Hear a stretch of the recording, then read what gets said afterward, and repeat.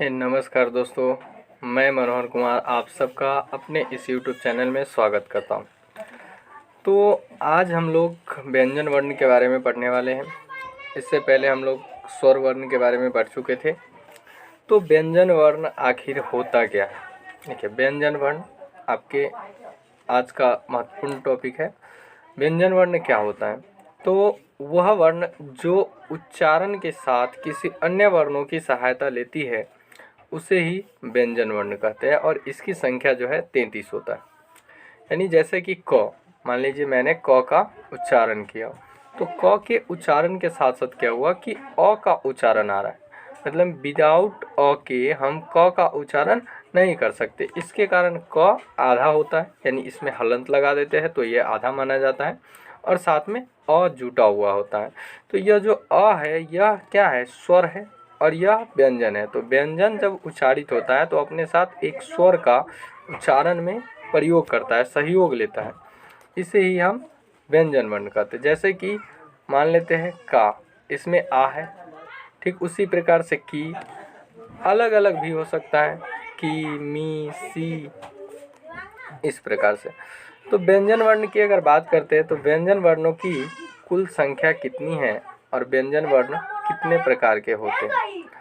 तो व्यंजन वर्ण की अगर बात करें, व्यंजन वर्ण जो है यह सामान्यतः व्यंजन वर्ण 3 खंडों में विभक्त होता है: स्पर्श व्यंजन वर्ण, अंतस्थ व्यंजन वर्ण और ऊष्म व्यंजन वर्ण। सबसे पहले हम चर्चा करेंगे स्पर्श व्यंजन वर्ण की।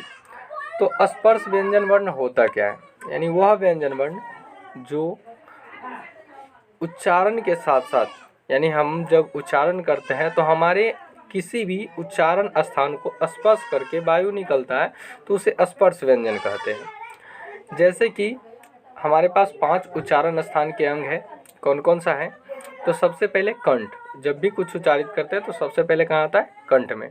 कंठ के बाद मूर्धा, मूर्धा के बाद तालु, तालु के बाद दंत, दंत के बाद ओष्ठ।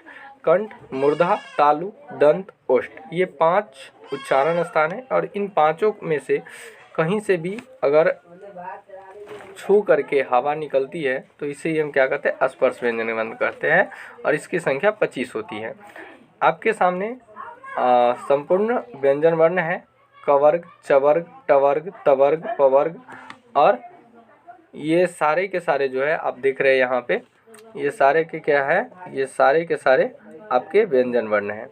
यहाँ से लेकर के यहाँ तक ये सारे स्पर्श व्यंजन वर्ण हैं। सिंपल सी बात बोला जाए तो क से लेकर के म तक जो उच्चारण में जो भी वर्ण होते हैं वे सारे वर्ण क्या होते हैं? स्पर्श व्यंजन वर्ण होते हैं। और इसमें आप देखेंगे कि ढ और ड ये दोनों अलग अलग प्रकार से बिहेव करता है। अगर ड है और ड के नीचे एक डॉट आ जाने से वो र का उच्चारण देता है और वो र बन जाता है। उसी प्रकार से ढ र बन जाता है। ढ के नीचे एक ढ होता है, ये ढ हुआ, ढोलक में जो ढ लगता है, और इसके नीचे जैसे ये डॉट लगता है ये अरह हो जाता है। जैसे सीढ़ी, पढ़ाई, इन जगहों पे इसका उपयोग होता है।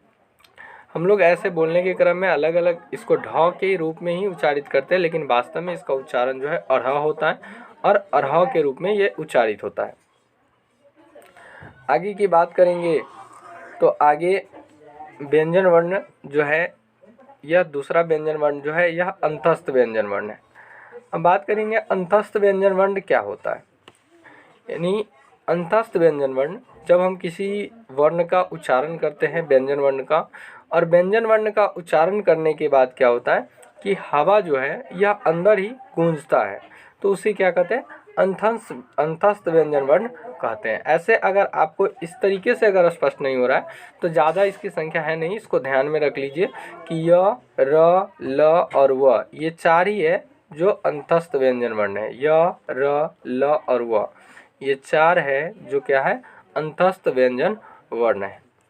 और य और र जो है, इसमें य और व जो है ये दोनों क्या है? अर्ध स्वर है। य और व क्या है? अर्ध स्वर है। आगे बात करते हैं हम, आगे अगर हम बात करते हैं, ये क्या है? अर्ध स्वर है। आगे हम बात करेंगे ऊष्म व्यंजन वर्ण की। तो ऊष्म व्यंजन वर्ण क्या होता है? ऊष्म व्यंजन वर्ण वह वर्ण होता है जिसके उच्चारण के साथ साथ मुंह से हवा निकलता है, वाष्प निकलता है, उसको क्या कहते हैं? ऊष्म व्यंजन वर्ण। जैसे तालव्य स, मूर्धन स, दंत स और ह। ये 4 ऐसे वर्ण हैं जिसके उच्चारण के साथ साथ मुंह से क्या होता है? वायु निकलता है, यानी हवा निकलता है। तो इसे ही क्या कहते हैं? ऊष्म व्यंजन वर्ण कहते हैं। इसकी संख्या कितनी है? 4 है। आगे हम बात करते हैं तो श्वास या वायु जो हम बोलते हैं और बोलने के क्रम में हमारे मुंह से जो वायु निकलता है, उस वायु के निकलने के आधार पर वर्णों की संख्या कितनी होती है, इस पर हम चर्चा करेंगे। तो इसके आधार पर वर्ण जो है, व्यंजन वर्ण, ये 2 प्रकार के होते हैं। एक होता है जिसका नाम है अल्पप्राण व्यंजन और दूसरा होता है जिसका नाम है महाप्राण व्यंजन। अल्पप्राण व्यंजन क्या होता है? यानी अल्पप्राण व्यंजन क्या होता है? वह व्यंजन जिसका जब उच्चारण करते हैं और उच्चारण में हा आकार सुनाई देता है।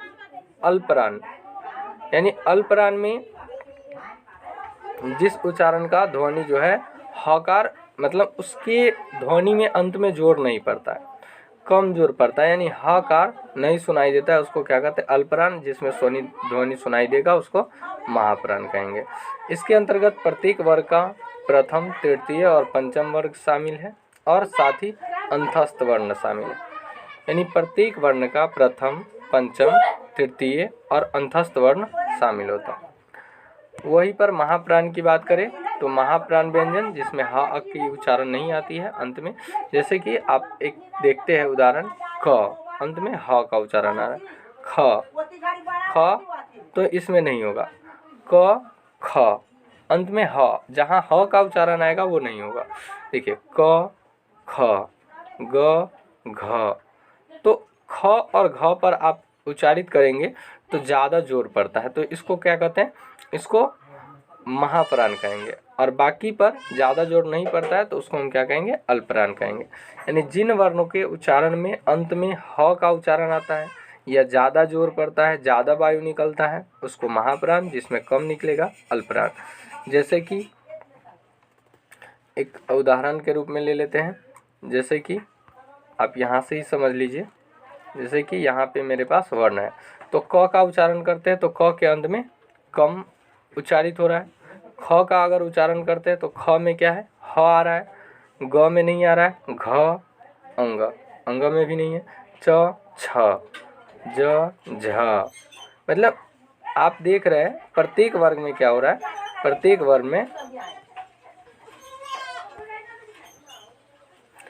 वर्ग में यह जो वाला वर्ण है, यह वाला वर्ण, यह वर्ण जो है महाप्राण है। ये दोनों क्या है? महाप्राण है, महाप्राण। और बाकी जितने भी हैं वे सारे क्या है? अल्पप्राण है। और इसके अलावा स भी जो है वो भी क्या हो जाएगा? महाप्राण हो जाएगा। अगला जो वीडियो होगा यह आपके एग्जाम में डायरेक्ट आने वाला वीडियो होगा, तो अगले वीडियो में हमारे साथ बने रहिए। तब तक के लिए आप सबको धन्यवाद।